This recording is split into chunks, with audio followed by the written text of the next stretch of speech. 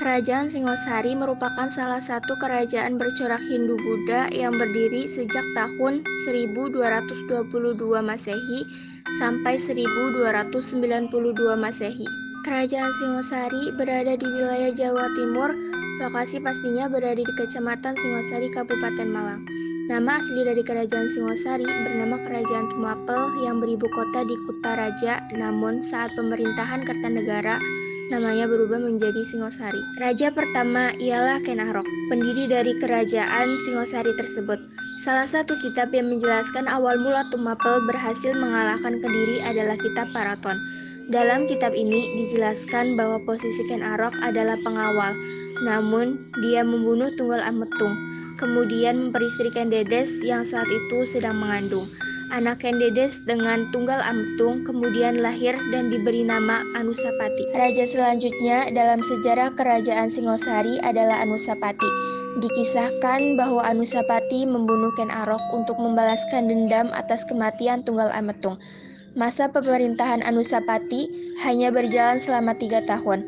Masa pemerintahannya berakhir pada tahun 1249 karena beliau wafat dibunuh oleh Tohjaya. Tohjaya merupakan raja ketiga yang memimpin kerajaan Singosari.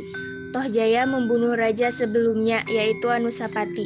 Tohjaya adalah keturunan dari Ken Arok dengan istrinya yang bernama Ken Umang. Tohjaya naik singgasana menjadi seorang raja menggantikan Anusapati yang telah tiada. Akan tetapi, masa pemerintahannya berakhir setelah dikalahkan oleh Ranggawuni. Ranggawuni atau Raja Wisnuwardana adalah anak dari Anusapati, sehingga ia melanjutkan dendam yang melingkupi kepemimpinan di kerajaan Singosari. Wisnuwardana berhasil memerintah Singosari selama 22 tahun dan telah menjadi bagian dari sejarah kerajaan Singosari. Wisnuwardana selanjutnya menobatkan anaknya menjadi seorang raja. Raja terakhir kerajaan Singosari adalah Raja Kartanegara. Kartanegara adalah anak dari Wisnuwardana atau Ranggawuni. Ia merupakan putra mahkota sehingga Wisnuwardana memberikan tahtanya. Kartanegara menjadi raja yang mampu membawa kerajaan Singosari semakin maju dan berkembang. Wilayah kerajaan Singosari semakin luas. Candi Jawi dibangun pada abad ke-13 dan terletak di kaki Gunung Welirang merupakan salah satu peninggalan sejarah kerajaan Singosari.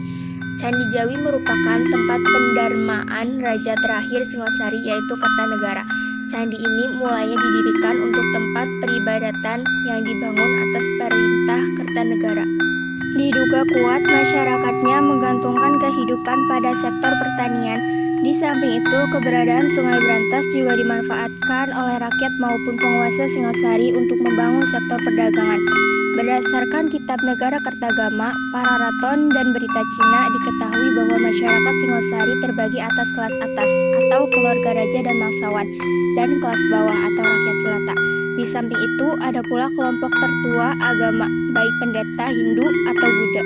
Pada masa pemerintahan Ken Arok, pendiri sekaligus raja pertama kerajaan Singosari, rakyat dalam kondisi makmur dan sejahtera.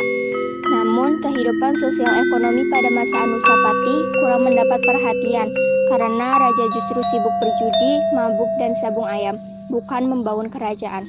Pada periode pemerintahan Wisnuwardana, kehidupan masyarakat berangsur membaik dan makmur.